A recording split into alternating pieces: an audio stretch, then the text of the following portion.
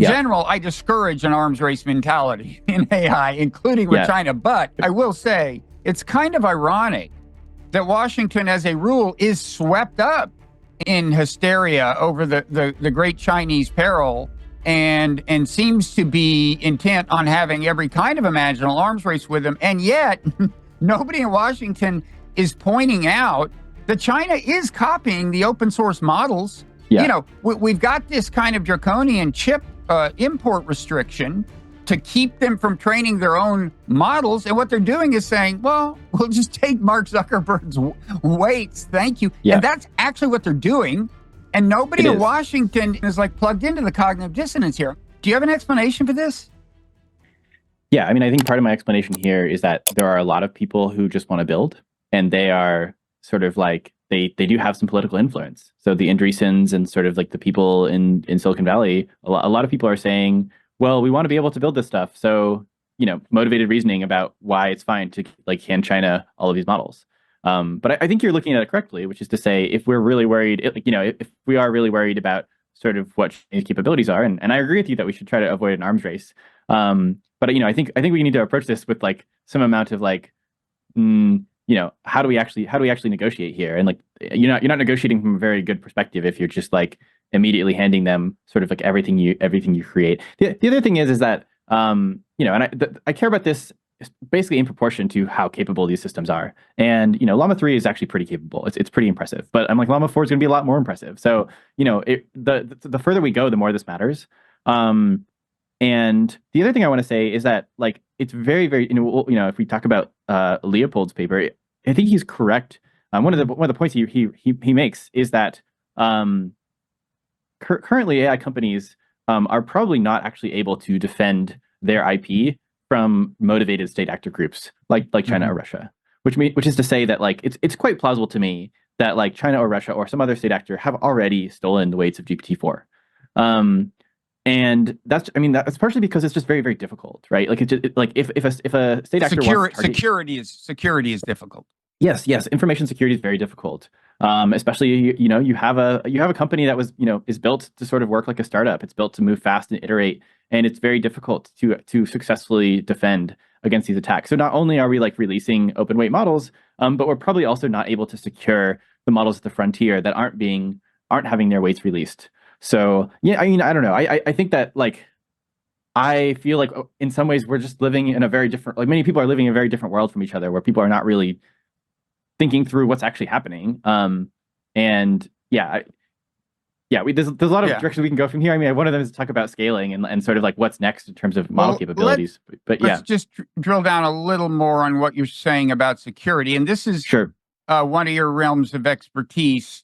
And I've heard you talk about this a little, and basically, so there was a RAND paper that came up with these categories, levels of security, like, you know, 1 through 5.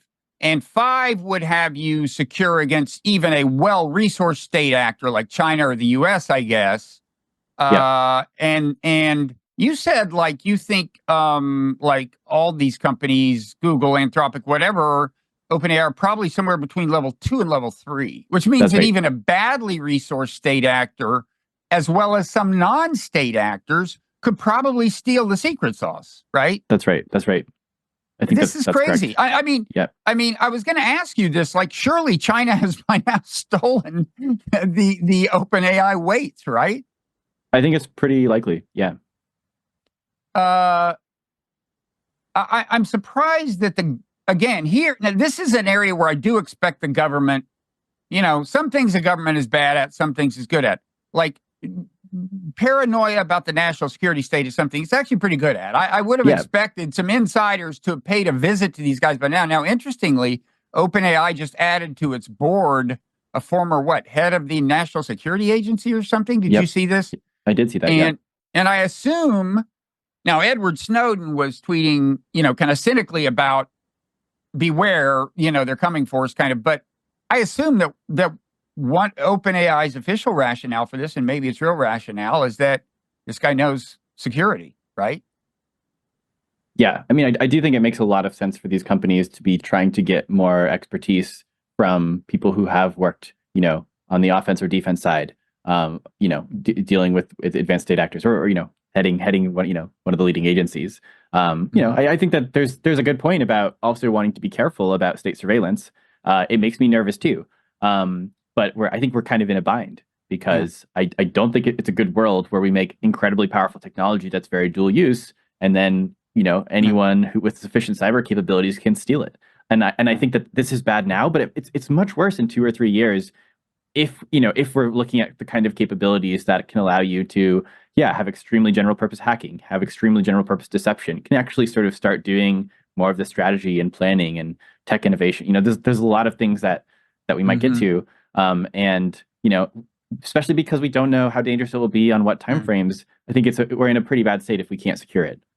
It's not just surveillance. I mean, these large language models are going to shape our worldviews. Like, I did a thing with ChatGPT, it's like a year ago, where I said, like, why did Bill Clinton decide to expand NATO? And the first thing is like the official, spread liberal democracy and so on. And with sufficient probing, it will get to his political motivations to a more cynical level. But it's starting off with the official story, which I guess is not surprising. But my point is, we're going to turn to these things for like the official story of everything. Yeah. And so giving the government a role, this is a way of saying that there is merit to a particular version of the pro-open source argument. There is cause for concern about undue centralization of control over these things. And I just want to acknowledge that. I think that's right, and I think we really need to talk about what centralization means here, because the open source crowd is really concerned about centralization in terms of a few companies, but a lot of this is actually driven by economics and not by any particular decision making. So if we're looking at increasingly large training runs, if you have a $100 million training run for something like GPT-4, and then you're looking at a $1 billion training run, a $10 billion training run, $100 billion training run. Like, the small companies are not going to be able to keep up, and even if Meta does keep releasing weights to models, they're still it's still like Meta trained the model, right? And like Meta is going to have a huge amount of influence over how the models are used. So I think people sort of have this alternative view in mind of some very decentralized thing, and I don't think that's realistic, even if there are no restrictions or regulations. Also, because it's not just about training models; it's also about inference. Especially as these things get more agentic, they're more useful sort of running on their own than they are now. Right now, it's like, if you can use like one copy of GPT-4, and that's kind of useful, but it's not that useful to you to use 10 copies, right? It's like, what are you going to do? Have like 10, windows of ChatGPT open at the same time, typing in all of them? But once they're more agentic, you can delegate things to them and they can potentially do tasks. And so once you're like looking at capabilities like that, how much inference you have really matters. Because now you can start thinking of sort of GPU cycles almost as if it's like another worker. And so you can think of sort of like, scaling up your digital labor force. And then it's like, well, okay, it doesn't matter if the models are open weight or not. It matters who controls the compute where all of these models are running. So when you say inference, I mean, there are two uses of compute here. There's the training phase, or technically maybe the pre-training and training and so on. But there's all that. You need a lot of compute for that, but then you need a non-trivial amount to do what we do with it. When we ask it a question, it goes to the cloud and comes down. It's using compute. That is the inference part. That's it being used, the inference stage. Yeah.